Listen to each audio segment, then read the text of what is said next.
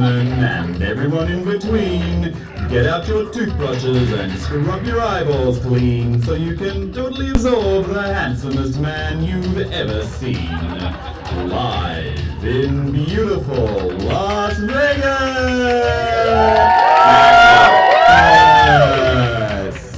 It's Tim Handsome!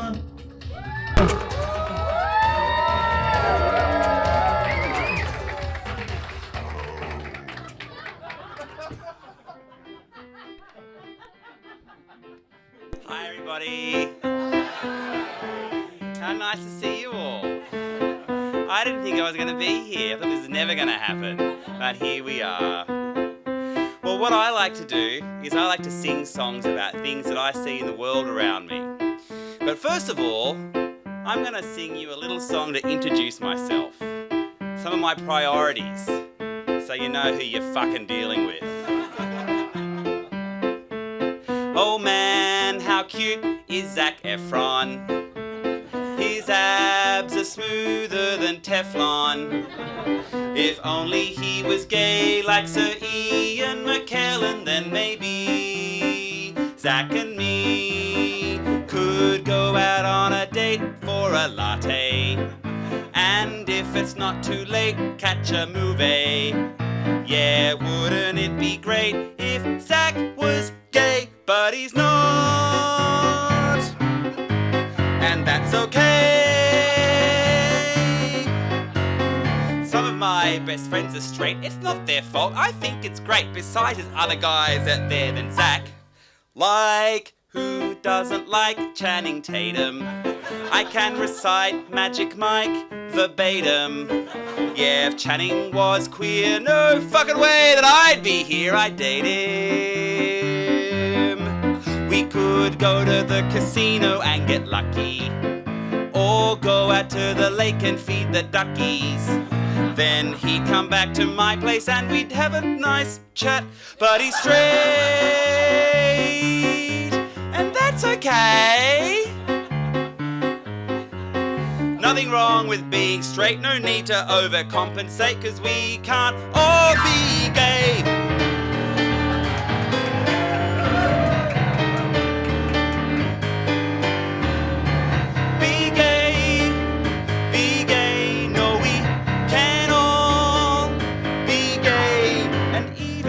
Straight, no need to shed a tear, 'cause babe, there's nothing wrong with you. You may not be gay, but chances are you're queer. Still the only one to decide who you are deep down inside is you. So be gay, no we can all be gay.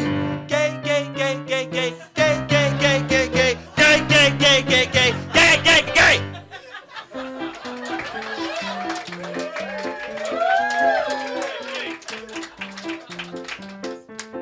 That was the brainwashing part of the show. I just thought I'd get out of the way nice and early. So who's gay now? I got a few people, fantastic, nice. It's all part of that Marxist agenda. Same-sex marriage first, then the brainwashing. Then we all go out and marry the Harbour Bridge.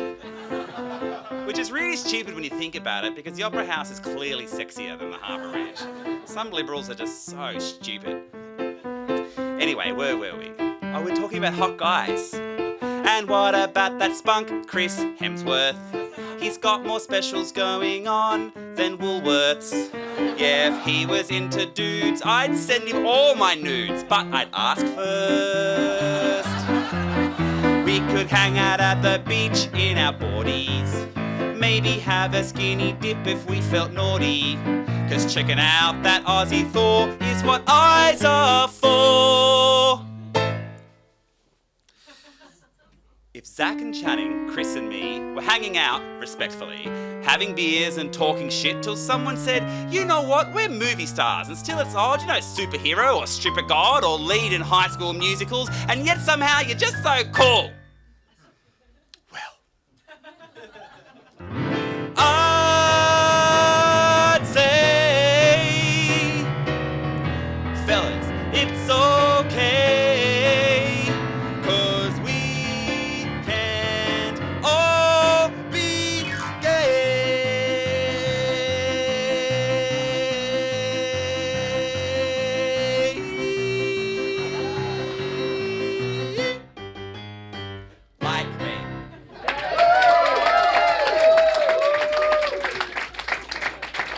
Thank you. Thank you, everybody. Thank you so much. As I said before, it is a real privilege to be here for you today. I didn't think I was actually going to be here. I thought I was going to be locked in my apartment for the rest of my life. Like locked in a cloister. You know what a cloister is? A cloister is where they used to lock up the nuns so they wouldn't get pregnant. But joke's on Gladys, because I'm a boy and boys can't get pregnant. So that was a little song that I wrote during lockdown for my friend who has a bit of a crush on Zac Efron. And who can blame him, because Zac Efron is pretty cute. Although, just so happens that friend happens to be here right now. But you can talk to me about that afterwards. My money's always been on Channing Tatum. I always think Channing Tatum is pretty good. I have to confess, though, I haven't actually seen Magic Mike. That is only because the version in my head is way hotter than whatever Hollywood would produce. And then there's Chris Hemsworth. I mean, who doesn't love that great big Aussie dork? I mean, that guy is like a puppy. If puppies were 6'6" and chiseled out of marble. Just, okay. But I also know that all of those guys are white guys, and partly it's just because their last names are heaps easier to rhyme with. But, just for the record, I don't know if you've seen Shang-Li in The Legend of the Ten Rings, the new Marvel movie that's just come out. Simu Liu, that guy in that movie, he is hot. He's got abs till next Tuesday. He's got that martial arts thing going on. So just let it be known that Tim Hansen objectifies people of all races. I don't care what colour your skin is, I will objectify the shit out of you. Speaking of objectification, my name is Tim Handsome, and you may have noticed that I'm quite a handsome man. But don't let that fool you, because I am also rather intelligent and very humble. And you just know that when a middle-aged, white, cisgendered man gets up on stage and tells you just how humble, intelligent and handsome he is, that you're in good hands. Although you may have gathered from that song, I do have a black mark against my name in the demographic ledger that society makes us drag around so we can categorise and judge each other with. I am a musician. It is true. I am sorry I'm such a burden. I know I'm a waste of space. I'm terribly, terribly sorry about that. And if we learned anything over the last couple of years, first of all, with the New South Wales government shutting down an entire city's nightlife so they could raise the property prices in King's Cross, through to Scott Morrison practically dancing on the graves of the creative industry during this pandemic, it's that being a musician is not a real job. So, I am extremely grateful to all of you for shelling out your hard-earned cash to come and watch me do my hobby. It really means the world to me. It'd be a lot like... Thank you. Yeah, it'd be a lot like me paying you all $20 to go and watch you do Sudoku on the couch in your pyjamas. Same thing. Requires zero skill, just a piece of piss, really. Speaking of lockdowns, what the hell was that? That was awful. Bloody awful. I don't mind telling you that my mental health is still held together with a bit of spit and sticky tape and good wishes. That's about it. But our poor friends down in Melbourne, they have gone through hell. They've had the longest cumulative lockdown on the planet. And I know that there is this, Sydney-Melbourne rivalry going on, but it's just a bit ridiculous, I think. They're all we've got the best coffee and the longest lockdowns. So you can't have any other coffee because we're in lockdown. Also, the weather's shit. Poor Melbourne. Speaking of Melbourne, this next song that I'm going to perform, I actually wrote for my friend who lives in Melbourne. That was a seamless segue, wasn't it? Yeah, great. I wrote this for my friend Raylene, who is from my hometown of Orange and is also an amazing performer. Did you like how I said that? Like I said, she's also an amazing performer. It implies that I am an amazing performer too. Yeah, that's pretty good. So her whole thing is that she looks and sounds exactly like Nigella Lawson and has built a whole cabaret career around looking and sounding exactly like Nigella Lawson. So much so that a few years ago, when she sent her publicity photos off to the nice people at Adelaide Fringe Festival, they said, "Oh, I'm sorry, we can't use these because you have to get Nigella's permission." And she was like, "That's me, you dickheads." She looks so much like Nigella Lawson, she managed to outwit the brains at the Adelaide Fringe Festival marketing team, which, as you all know, is synonymous with Mensa, really. So, yeah. I mean, that sounded a bit mean. I didn't mean that to sound mean. It's just that, sometimes it's funny to be mean, I'm not a mean person, but I am a thirsty person, so I'm going to drink some water before I sing this song, because you can't do it in the middle. That'd be stupid. That's better. Very important to stay hydrated. So this is my song that I wrote for my friend Raylene, who sounds like Nigella Lawson. So it might be better if you imagine this song was being sung by Nigella Lawson. It's not really, it's being sung by me.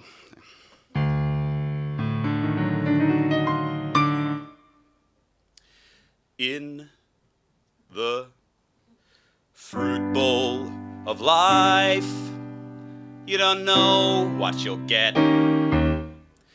You slide in your hand and hope for the best, grasping for a cherry or juicy mandarin, but ending with a lemon, sourer than sin.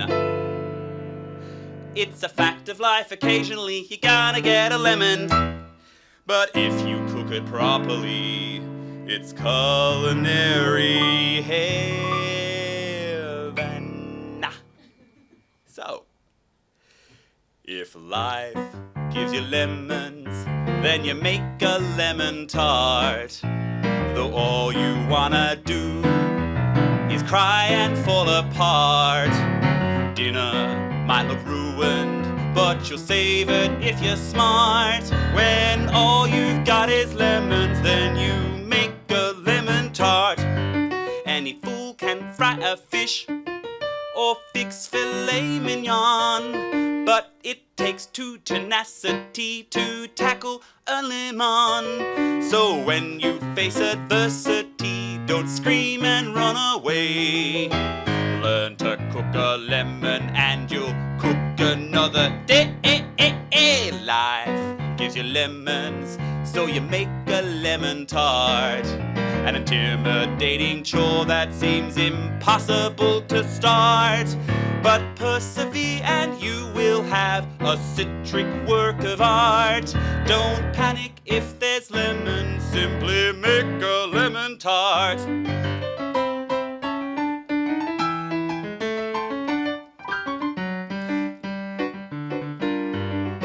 Life is just a gamble. You could lose or you could win, but there's no avoiding playing, so just give that wheel a spin. And when your number's up and your chips are on the felt, one simply must make do with the fruit that one is dealt. So life gives you lemons, you better make a lemon tart. It may not fix up all your strife, but heavens, it's a start. So when the universal waiter takes your order a la carte, you say it all looks so delicious, but I'll have the lemon tart. Let's not sugarcoat it. Life is full of hurts, but with my simple recipe, turn stressed into desserts. With just one bite and you just might remember how to smile. Oh, and here's the other thing. Lemons are very versatile. There's lemon sorbet, lemon slice, lemon ice cream, lemon ice, lemon butter, lemon cake, lemon on your tuna steak, lemon chicken, lemon flan, lemon grilled and served with lamb, lemon salsa, lemon fry, lemon pudding, lemon pie. I could cook with lemon every day until I die. So if your kitchen's full of citron, please take my words to heart. Any venture worth its salt will have a rocky start. From Mickey Mouse to Mousy Tongue to Napoleon Bonaparte, everyone gets lemons, so let's make a lemon tart.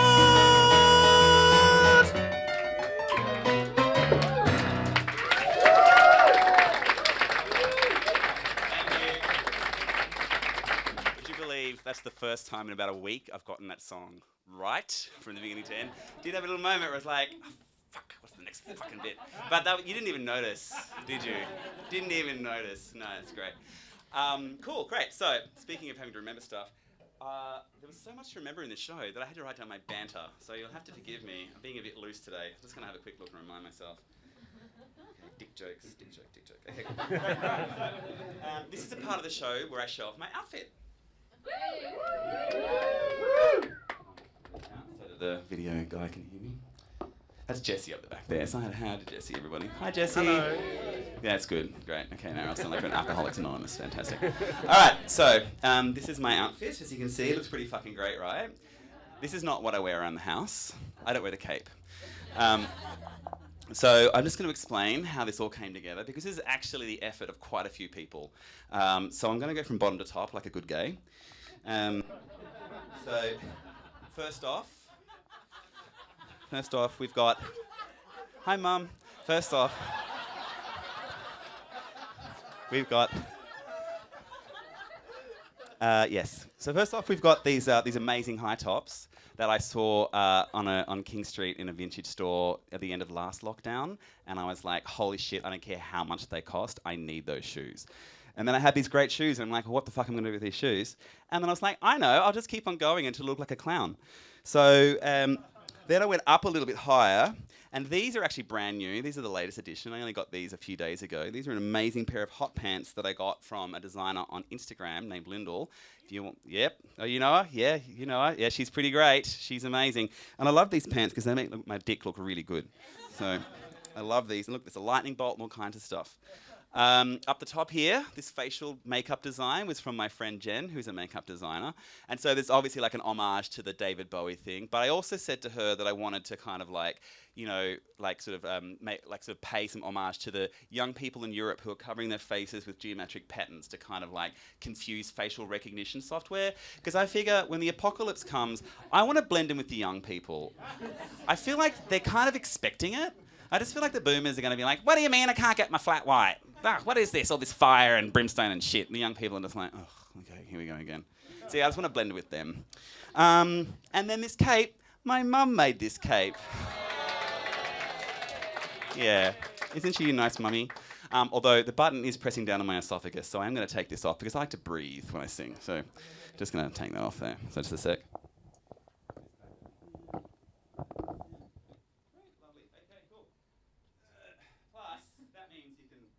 The goods. Because let's be honest, that's why you're here. Oh no, what an arrogant prick. Okay. All right, cool. Okay, so the next song. Cool. Okay, so I don't know about you, but I'm sure that during the lockdown you were probably looking what I was looking at, which was that seeing Australia kind of gradually in this weird way kind of come together for the first time in a really long time. Kind of for the longest time we've been sort of defined by our differences, but for the first time in a long time I feel like we're kind of looking for common ground with each other. And you know, we notice things like, you know, we all have our cricket, and we all have our footy, and we all have our hockey, and we all have our footy, and we all have our horse racing, and we all have our footy, and we all have our footy. So yeah, there's a rich diversity of things that we all love. But like what I thought was quite interesting was seeing how the kind of more subtle traits about, you know, things that Australians really quite like to do. I have to get some more water. Is this thirsty work? I wasn't expecting this.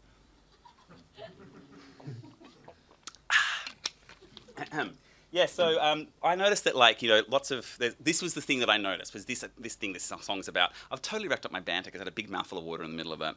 So, you know what? I'm just going to get into the song. Also, I think that's actually the end of the banter. I should have written it down better. Seamless.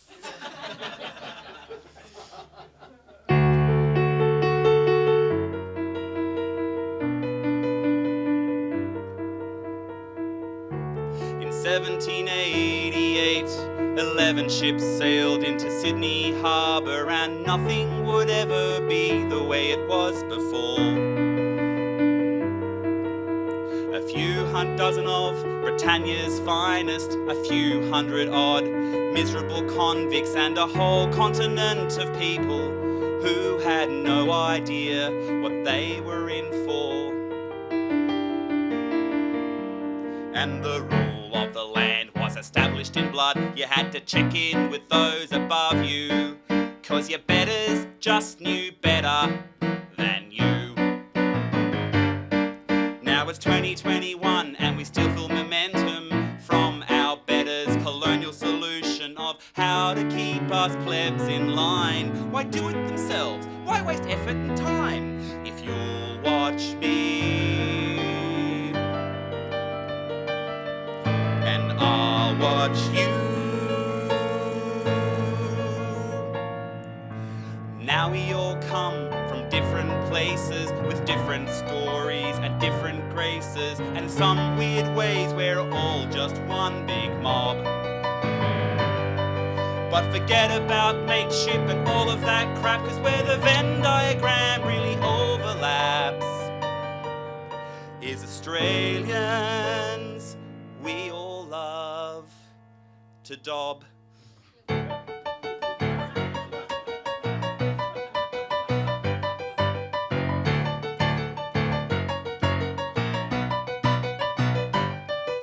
Remember the thrill when you were a kid, when someone did wrong and you knew who did, and you had to play your part so justice was served. You felt pretty good for the rest of the class, but then half the school came and kicked your ass, so I guess everyone involved got what they deserved. Now you're grown up and you act all disgusted when you read in the paper how someone got busted, but man, that Schadenfreude is pretty sweet. I wonder what keeps us titillated when we see someone humiliated. There's something in our DNA that makes us feel good when we're able to say things could be worse. That could be me. So dob on your neighbour for their bad behaviour. Society thanks you for being its saviour. Dob on a bludger, dob on a dealer, dob on your colleague for being a stationery stealer. Dob on your mate, dob on a stranger, cause someone's gonna dob on you sooner or later. And maybe it's right and maybe it's crappy, but everyone knows that dobbers wear nappies. Yeah, dobbers wear nappies.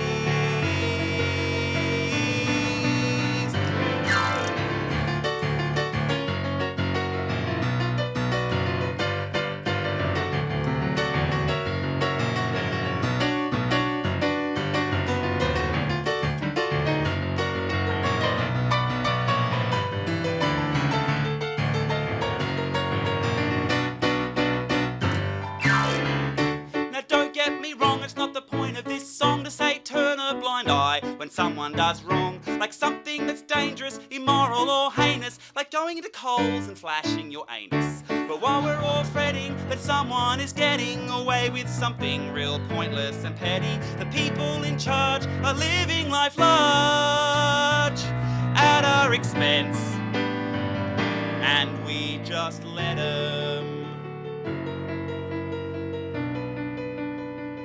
And we just let them.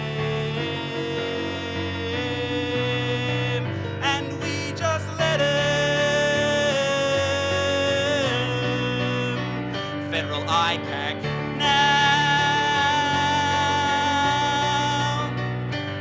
Cause what's good for the goose is good for the gander.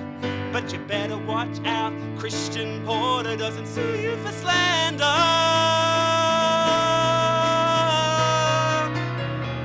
So dob on your neighbour for their bad behaviour. Society thanks you for being its saviour.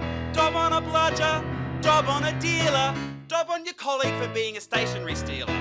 Dob on your mate, dob on a stranger, cause someone's gonna dob on you sooner or later. And maybe it's right, and maybe it's crappy, but everyone knows. Everyone knows.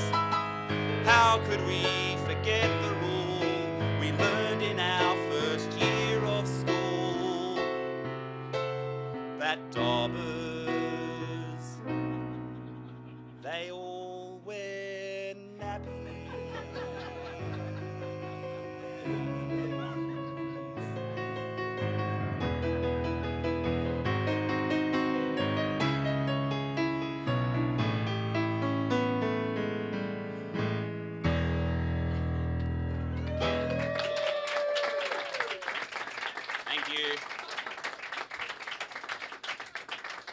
drinking the water before I start talking this time.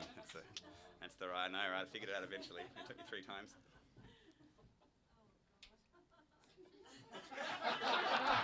That's right. Yeah, right. I know, I can tell. He's not throwing things at me. All right, cool. Okay.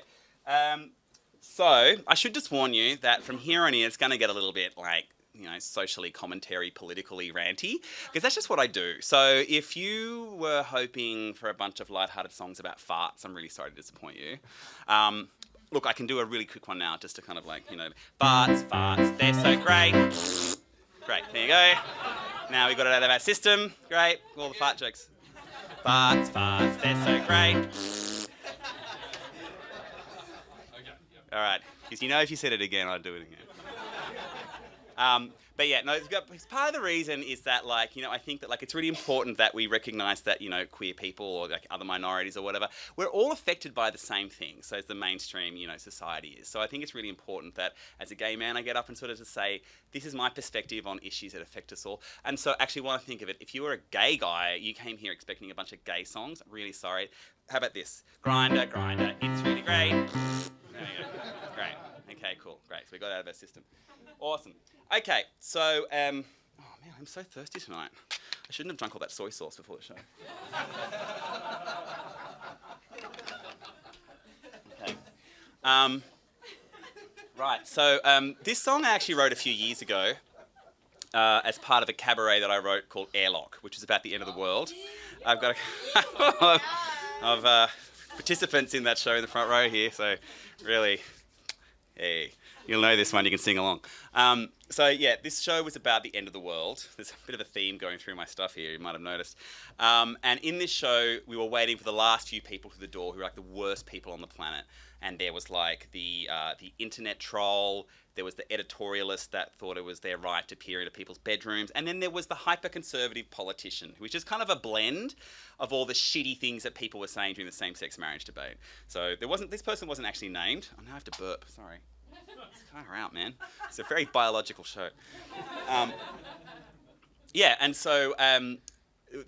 But tonight I'm going to dedicate this song to a particular politician who I feel during the last couple of years has really demonstrated there's actually no depth to which he won't sink to just act for his entire own selfish reasons. And it's not going to be Scott Morrison. I know we love to shit all over Scott Morrison, but this is actually going to be dedicated to Barnaby Joyce.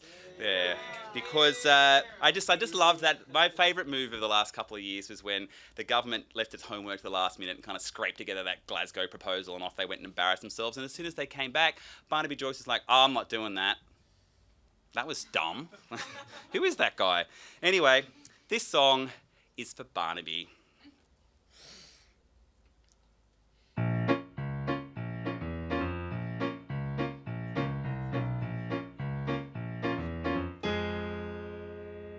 Australia in the 60s, and a man knew where he stood. You get a wife and a job for life, and everything was good.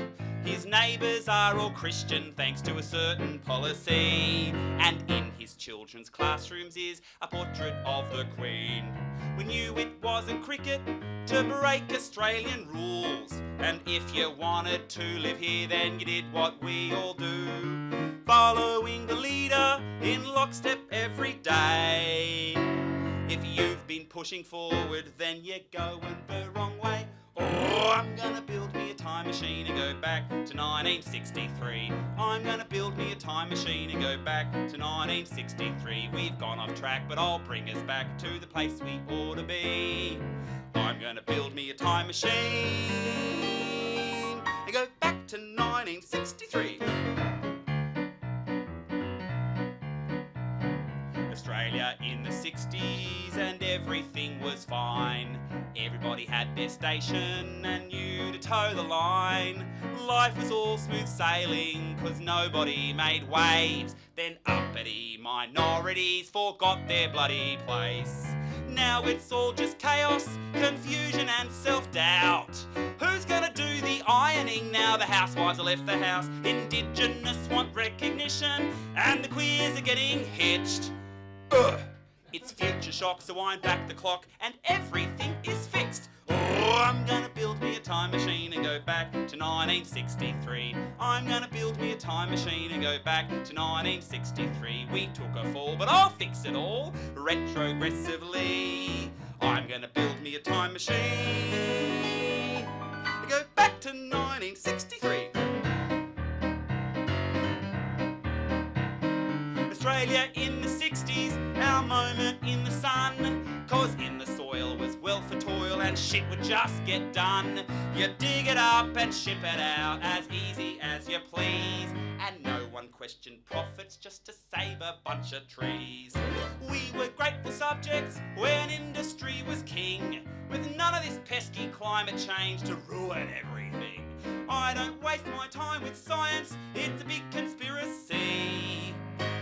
You know we need a saviour now, and who knows more than me?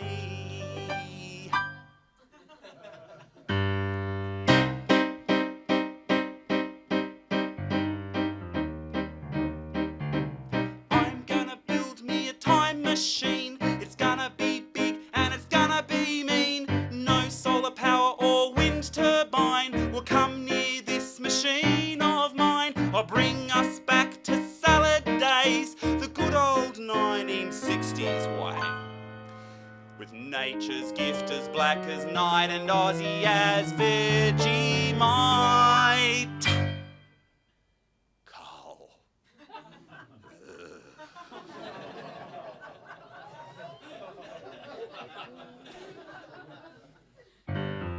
Show me the money. Show me the money in coal. Throw me the money. Throw me the money in the big black hole. Oh, show me the money. Show me the money in coal. Throw me the money. Throw me the money in the big black hole. Oh, show me the money. Show me the money in coal. Throw me the money. Throw me the money in big black hole. Oh, show me the money. Show me the money in coal. Throw me the money.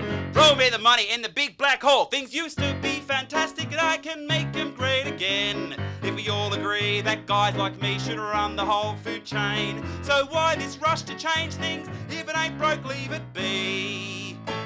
It may not work that well for you, but it damn well work for me. Oh, I'm gonna build me a time machine and go back to 1963. I'm gonna build me a time machine and take us back to 63. Australians, all let us rejoice, cause soon you'll be like me. I'm gonna build me a time machine and go back to 1963. Show me the money in the big black hole.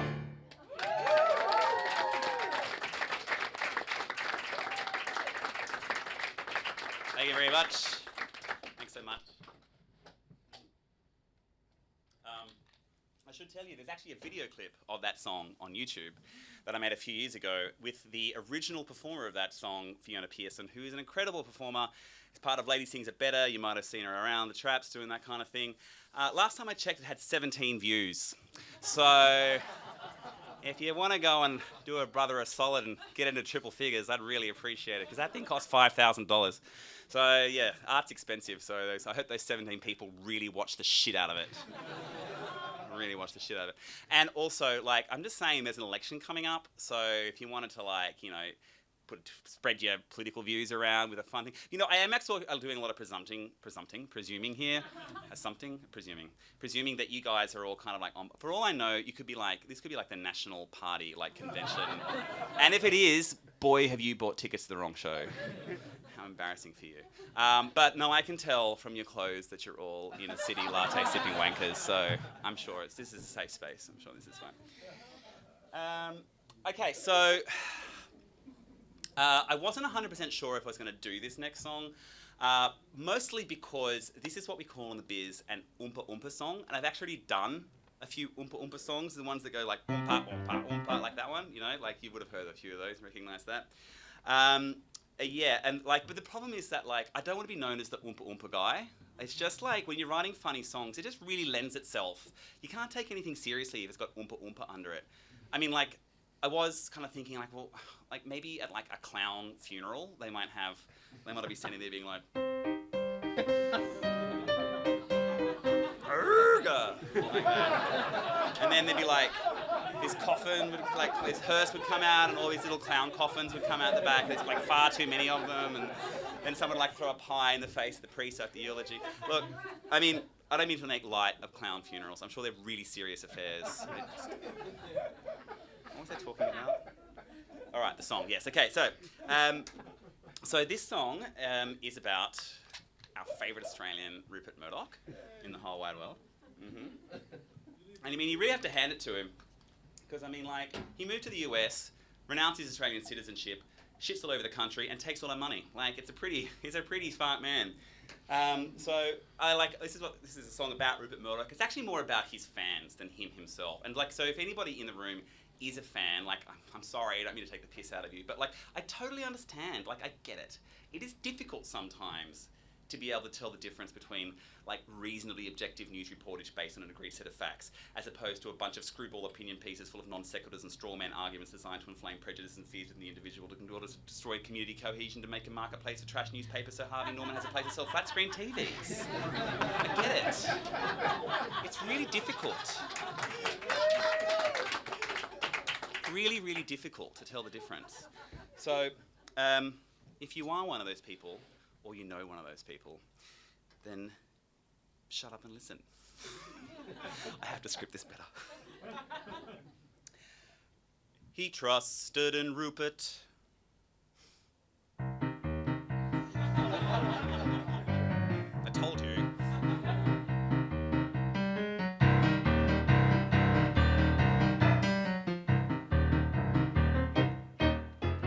Trusted in Rupert to deliver him the news. He found it reassuring when they'd parrot back his views. He wouldn't waste his time to walk in someone else's shoes, because he trusted Rupert to deliver him the news. He trusted in Rupert to set the record straight, the single source of common sense within the fourth estate. He wouldn't trust just anyone, cause everything was fake, except for his pal Rupert, who set the record straight. Rupert, Rupert, Rupert.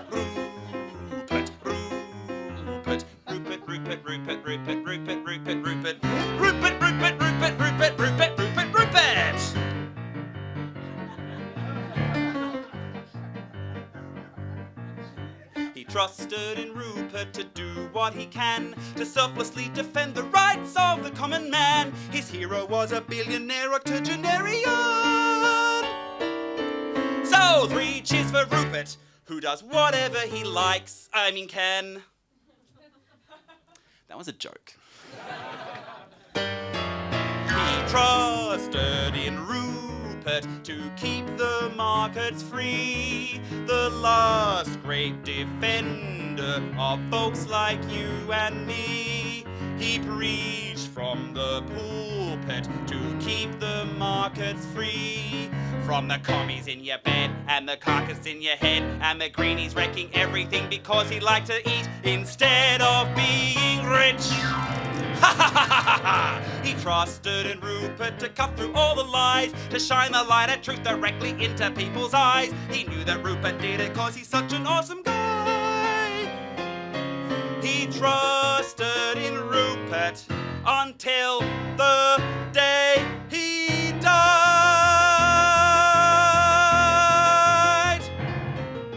Rupert!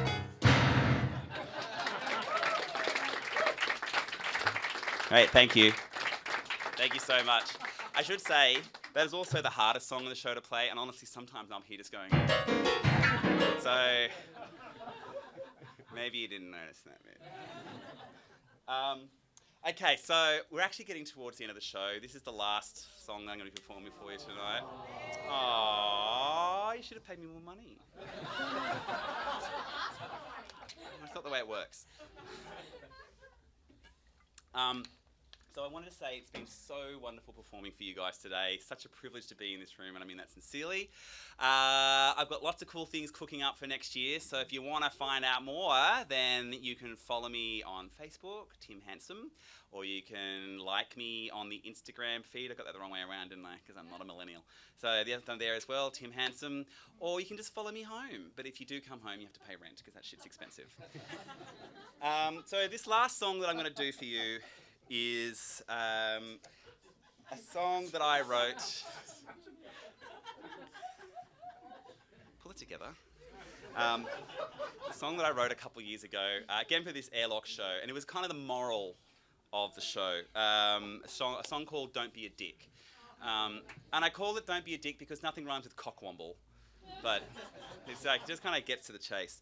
And it's kind of about just like those people who, when faced with an opinion differing from their own, rather than sit down and consider the ins and outs of where maybe they may have gone wrong, or maybe there's like the nuances of the situation, they decide to be a great big gaping asshole. So yeah, we all know those people. I'm glad I'm not one of them. I know none of you are. So this is for them.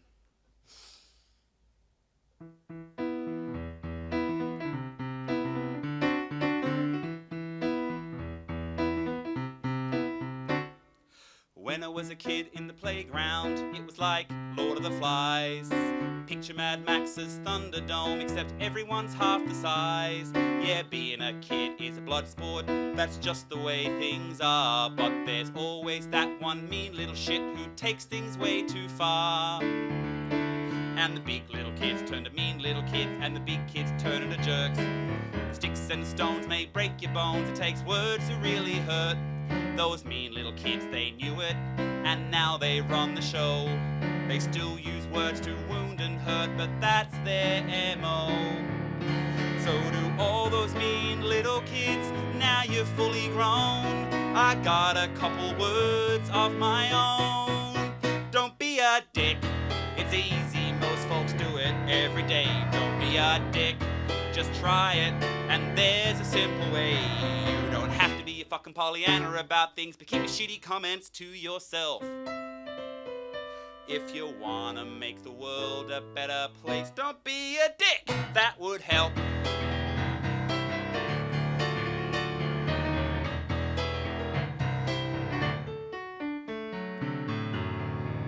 Now I'm a kid in the body of a grown-up, I'm responsible and stuff. I do level 10 adulting or close enough. But the big bad world will grind you down to the point where you feel blunt. And I hate to say from time to time I too can be a can't deal with this any more than I hate myself, but it's easy to forget. It's the water we all swim in, so it's hard not to get wet. Yeah, we're drowning in the pool together, bound for a watery grave. And the mean little shit of a lifeguard is deciding who to save. So when I'm feeling pissy, I don't let loose in the pool. I try to follow just one simple rule. Don't be a dick. It's easy, most folks do it every day. Don't be a dick, just try it, and there's a simple way. You don't have to be a fucking Pollyanna about things, but keep your shitty comments to yourself. If you wanna make the world a better place, don't be a dick, that would help.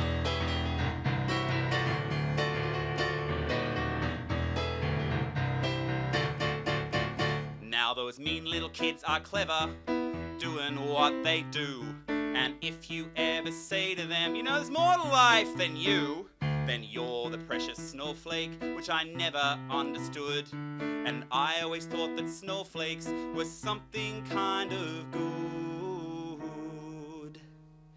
'Cause when I was a kid, my dad took me to the snow. Dad was really smart, there wasn't much he didn't know, so naturally I asked him how the snow was made. And my dad said that all that snow was billions of tiny flakes. But here's the crazy thing, as far as we can tell, every snowflake's been unique since the first one fell. And just one little snowflake can't do much all by itself. But get a billion of those fuckers and we'll really raise some hell. So, here's to all you snowflakes, precious everyone. You're kinda useless on your lonesome, but together we can fuck shit up. To the mean little kid in the playground who only thinks about himself, time is up, you motherfuck. You got a snowflake's chance in hell. So don't be be a dick. Don't be a dick. Don't be a dick.